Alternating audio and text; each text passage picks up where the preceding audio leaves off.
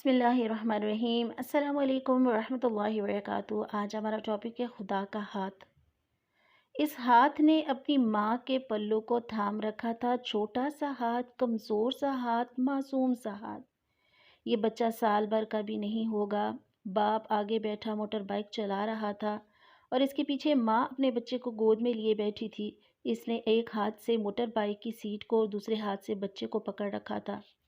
اس پورے منظر میں میرے لیے کوئی نئی بات نہ تھی سوائے اس چھوٹے سے ہاتھ کے جس نے ماں کے پلوں کو پکڑ رکھا تھا۔ میں نے سوچا اگر اس بچے کی ماں اپنے ہاتھ کی گرفت برقرار نہ رکھ سکے تو کیا یہ چھوٹا سا ہاتھ، یہ معصوم سی مٹھی اتنی طاقتور ہے کہ خود کو گرنے سے روک سکے؟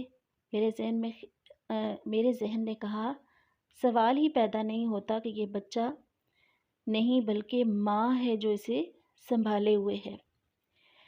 میں اس سے قبل گرمی کی روزوں کی مشقت اور اس کے اجر پر غور کر رہا تھا، مگر اس منظر کو دیکھ کر مجھے اندازہ ہوا کہ جہنم کے گڑھے میں ہمیں گرنے سے اگر کوئی بچا سکتا ہے تو وہ ہماری عبادت کا کمزور ہاتھ نہیں بلکہ پروردگار کی رحمت کا طاقتور ہاتھ ہے۔ جنت کی منزل تک ہماری رسائی ہو ہی نہیں سکتی اگر مالک دو جہاں کا شفقت پر ہاتھ ہمیں نہ سنبھالے ہوئے ہو۔ حقیقت یہ ہے کہ ہماری ساری مذہبیت اور عبادات بھی دراصل خدا کی دی ہوئی توفیق کی مرہون ملت ہیں۔ اسی نے ہماری ساری دینداری کا برہم رکھا ہوا ہے۔ وہ اگر ہم پر مطالبات اور آزمائشوں کے بوجھ ڈال دے تو ہماری ساری دینداری کے پول کھل جائے۔ میں نے سر اٹھایا اور آسمان کی طرف دیکھ کر کہا روزہ داروں نے روزے کی مشقت اٹھا کر تیرا قرب چاہا ہے، لیکن یہ مشقت اس بچے کے کمزور ہاتھ سے زیادہ نہیں جس نے اپنی ماں کا دامن پکڑ رکھا تھا۔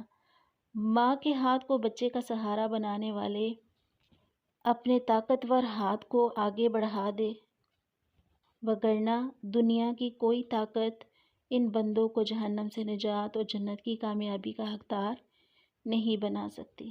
ربی ہمیں ایسے کام کرنے کی توفیق عطا فرمائیے جس سے آپ کی رحمت ہم پر، آپ کی رحمت کا نزول ہو۔ ایسے کام جو آپ کی رحمت کو کھینچنے والے ہوں، اللہ کرنے کی توفیق عطا فرمائیے۔ آمین۔